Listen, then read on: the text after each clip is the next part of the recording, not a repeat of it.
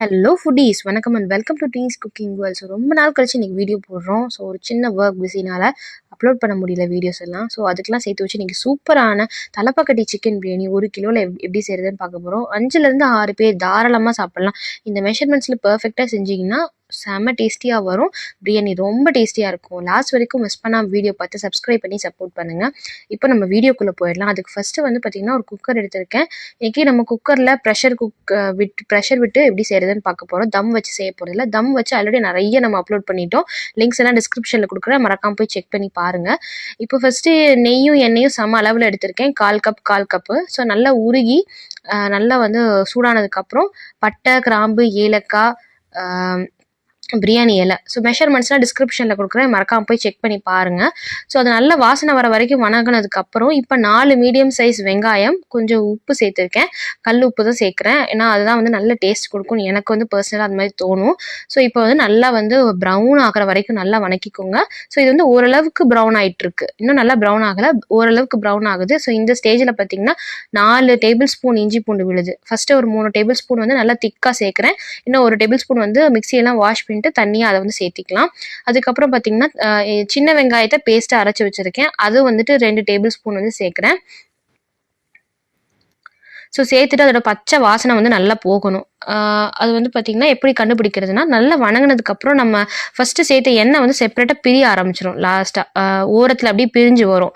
அப்போ வந்து இது எல்லாமே நல்லா வணங்கிருச்சுங்கிறத நம்ம கண்டுபிடிச்சிடலாம். ஸோ இப்போ பார்த்தீங்களா, எண்ணெய் வந்து நல்லா வெளியில் பிரிஞ்சு வந்துருச்சு. இப்போ இந்த ஸ்டேஜில் வந்துட்டு நம்ம தக்காளி சேர்க்கலாம். நல்லா வந்து 3 மீடியம் சைஸ் தக்காளி, இல்லை 4 சேர்க்குறீங்கன்னா ஒரு சின்ன தக்காளி கூட சேர்த்திக்கோங்க. புளிப்பு பார்த்து நீங்கள் வந்து சேர்த்துக்கணும். நான் 3 மீடியம் சைஸுங்கிறது ரொம்ப பர்ஃபெக்டான மெஷர்மெண்ட்டாக இருக்கும்.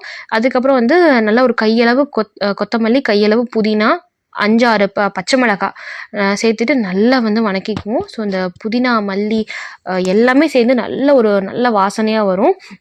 இப்போ வந்து தக்காளி வந்து நல்லா மேஷியாக குக் ஆகணும். பார்த்தீங்களா, முதல்ல வந்து ஒரு ஹார்டாக இருந்தது, நல்லா சாஃப்டாக மேஷியாக குக் ஆகிடுச்சு.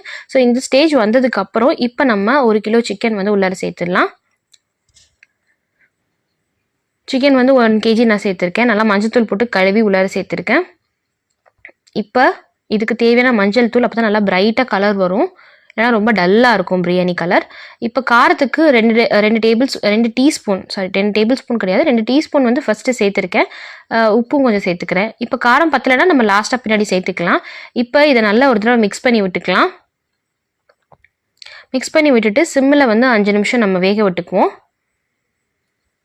எல்லாத்தையும் நல்லா மிக்ஸ் பண்ணி விட்டுக்குவோம். நல்லா மிக்ஸ் பண்ணி விட்டுட்டு சிம்மிலே வந்து ஒரு 5 நிமிஷம், ஹை ஃப்ளேமில் வச்சிடாதீங்க. தண்ணியும் ஊற்ற தேவையில்லை, அதுவே வந்து நேச்சுரலாக தண்ணி விடும். ஸோ அதனால் சிம் பண்ணிவிட்டு 5 நிமிஷம் வேகட்டும். ஸோ அது மீன்வெயில் நம்ம பிரியாணி மசாலா அரைச்சிடலாம். 11 ஏலக்காய், 11 கிராம்பு, 15 பட்டை. பட்டை சைஸ் பார்த்திங்களா ஓரளவுக்கு மீடியம் சைஸாக இருக்குது. ஸோ அந்த சைஸில் வந்துட்டு பட்டை வந்து 15 பீஸ் எடுத்துருக்கேன். இப்போ வந்து சிக்கன் வந்து 5 நிமிஷத்தில் பார்த்திங்கன்னா நல்லா வந்து தண்ணி விட்டுருக்கு. 5 நிமிஷம்னா ஒரு 7 நிமிஷம் ஆயிடுச்சு. ஸோ 7 நிமிஷத்தில் பார்த்திங்கன்னா ஒரு 40% 50% வந்து நல்லா குக் ஆகிருக்கும். ஸோ இந்த ஸ்டேஜில் வந்துட்டு நம்ம பிரியாணி மசாலாவை சேர்க்க ஆரம்பிச்சிடலாம். பிரியாணி மசாலா அதை ஃபுல்லாக வந்து நான் அந்த எவ்வளோ அளவு எடுத்துருந்தோமோ அதை வந்து ஃபுல்லாக ஃபைனாக அரைச்சிட்டு நான் சேர்த்துட்டேன். அது வந்து பார்த்திங்கன்னா 4 டீஸ்பூன் கிட்ட வந்திருக்கு. ஸோ அந்த மிக்சியில் ஒட்டிகிட்டு இருக்கிறது எல்லாமே நீங்கள் தண்ணி சேர்க்கும் போது நல்லா வாஷ் பண்ணி உள்ளே ஊற்றிக்கோங்க. ஒரு சின்ன பிட் கூட விட்டுறாதீங்க. நல்லா ஒரு சின்ன பிட்டு கூட அவ்வளோ நல்ல மனம் கொடுக்கும். இப்போ வந்து இது எல்லாத்தையும் நல்லா மிக்ஸ் பண்ணி விட்டுக்கலாம். நம்ம ப்ரெஷர் குக் போடுறதுனால நம்ம சிக்கனை வந்து ரொம்ப நேரம் இதில் வேக விடணுங்கிற அவசியம் கிடையாது. ஏன்னா 2 விசில் விடுவோம் அரிசி சேர்த்துட்டு, அதுலேயே நல்லா வந்து குக் ஆயிரும்.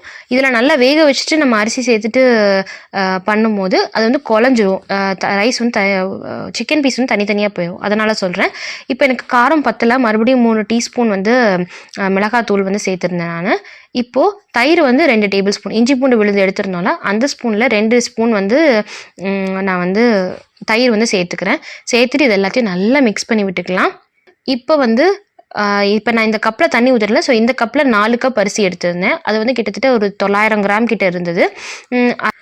1 கப்புக்கு 2 கப் தண்ணிங்கிற அளவு. ஸோ 4 கப்புங்கும் போது 8 கப் தண்ணி ஊற்றுற மாதிரி இருக்கும். லாஸ்ட் கப்பு ஊற்றும் போது நம்ம வந்து பாதி தான் ஊற்றணும். ஏன்னா வந்து நம்ம மசாலாலே வந்துட்டு அந்த தண்ணி சிக்கன் கொஞ்சம் தண்ணி விட்டுருக்கலாம், அது வந்து ஒரு 1/2 கப் அளவு இருக்கும். ஸோ அதனால் வந்துட்டு நம்ம வந்து 7.5 கப் தான் ஊற்றணும் தண்ணி. ஸோ தண்ணி எல்லாம் சேர்த்துட்டு இப்போ நல்ல தண்ணி வந்து நல்லா கொதிக்கிட்டு, உப்பு வந்து பார்த்துக்கோங்க. இந்த ஸ்டேஜில் உப்பு வந்து நல்லா ஹை ரொம்ப உச்சியில் இருக்கணும், 1 இன்ச் வந்து ஜாஸ்தியாக இருக்கணும். அப்போ தான் ரைஸ் போட்டு இது பண்ணும்போது கரெக்டாக வந்து உப்பு பிடிச்சிருக்கும். இப்போ நல்லா கொதிச்சதுக்கப்புறம் நம்ம வந்து அரிசியை வந்து வாஷ் பண்ணி வச்சுருக்கோம், அதை வந்து உள்ளார சேர்த்துடலாம். உள்ளார சேர்த்துட்டு இப்போ நல்லா மிக்ஸ் பண்ணி விட்டுக்கலாம். மிக்ஸ் பண்ணி விட்டுட்டு இப்போவும் வந்து ஒரு தடவை உப்பு செக் பண்ணிக்கோங்க. உப்பு செக் பண்ணிட்டு உப்பு வந்து கொஞ்சம் ஒரு சிட்டி தூக்கலாக இருக்கணும். தூக்கலாக இருக்கிற பட்சத்தில் இப்போ வந்து கவர் பண்ணி வச்சுட்டு 2 விசில் தான் விட்டிங்கன்னா சூப்பராக குக் ஆயிரும். செம்ம டேஸ்டியாக இருக்கும். கண்டிப்பாக ட்ரை பண்ணிவிட்டு உங்கள் ஃபீட்பேக்கை மறக்காமல் ஷேர் பண்ணுங்கள். ஸோ இப்போ ப்ரெஷர் போட்டுடலாம், குண்டு போட்டுடலாம். ஸோ குண்டு போட்டுட்டு 2 விசில் விடட்டும். அதுக்கப்புறம் ஒரு 15 மினிட்ஸ் அப்படியே விட்டுருங்க. ரொம்ப டிஸ்டர்ப் பண்ணாதீங்க. ஒரு 15 நிமிஷம் கழித்து ஓப்பன் பண்ணிங்கன்னா பிரியாணி பாருங்கள் வேறு லெவலில் இருக்குது. ஓப்பன் பண்ணிங்கன்னா என்ன சொல்கிறது, ரொம்ப டேஸ்டியாக இருக்கும். தம் வச்சு நம்ம சேனலில் நிறைய பிரியாணி அப்லோட் பண்ணியிருக்கோம். அண்ட் இது வந்து ஒரு டைப் ஆஃப் பிரியாணி, மசாலாஸ்லாம் கம்மியாக போட்டு சட்டிலான ஒரு பிரியாணி. பட் ரொம்ப டேஸ்டியாக இருக்கும். தலப்பாக்கட்டியில் எந்த மாதிரி இருக்குமோ ஸோ அதே டேஸ்ட்டில் இருக்கும். கண்டிப்பாக ட்ரை பண்ணிட்டு உங்கள் ஃபீட்பேக்கை மறக்காமல் ஷேர் பண்ணுங்கள். இந்த வீடியோ பிடிச்சிருந்துச்சுன்னா லைக் பண்ணுங்கள், கமெண்ட் பண்ணுங்கள், ஷேர் பண்ணுங்கள். மறக்காமல் டீன்ஸ் குக்கிங் வேர்ல்டுக்கு சப்ஸ்கிரைப் பண்ணுங்கள். பக்கத்தில் இருக்க பெல் ஐக்கனே கிளிக் பண்ணிடுங்க. இந்த ரெசிபி நீங்கள் ட்ரை பண்ணிங்கன்னா பிக்சர்ஸ் எடுத்து இன்ஸ்டாகிராம் பேஜில் மெயில் அடிக்க மறக்காமல் சென்ட் பண்ணி விடுங்க. இதே மாதிரி சூப்பரான நெக்ஸ்ட் வீடியோ சந்திப்போம். பாய்.